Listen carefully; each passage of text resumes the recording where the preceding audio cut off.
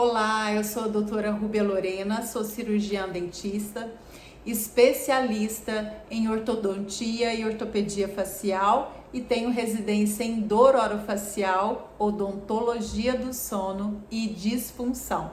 Aqui nesse canal você vai aprender um pouquinho de como você pode fazer para melhorar o bruxismo, apertamento, o que é melhor para os seus dentes e como melhorar as dores faciais. Além disso, vai ter muitas dicas de saúde, dicas de estética, também para contribuir com você.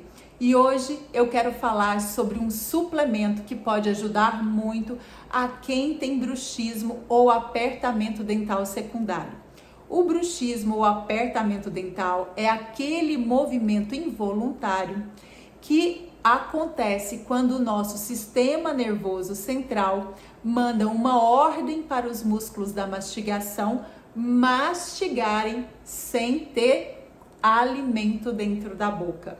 Isso promove desgastes dos ossos dos dentes, promove fraturas dentárias, sensibilidade nos dentes, dores faciais e até articulares. E pode ainda provocar aqueles estalos quando você mastiga ou abre a boca. E hoje eu quero falar sobre um suplemento que pode te ajudar para quem tem bruxismo ou apertamento dental. É o magnésio L-treonato. O magnésio é um mineral associado, nesse caso, à treonina, que é um aminoácido, e eles vão atuar diretamente no sistema nervoso central. E não melhora só o bruxismo, não. Melhora também a concentração, déficit de atenção, previne contra doenças neurológicas degenerativas como o Alzheimer e melhora muito a qualidade do seu sono.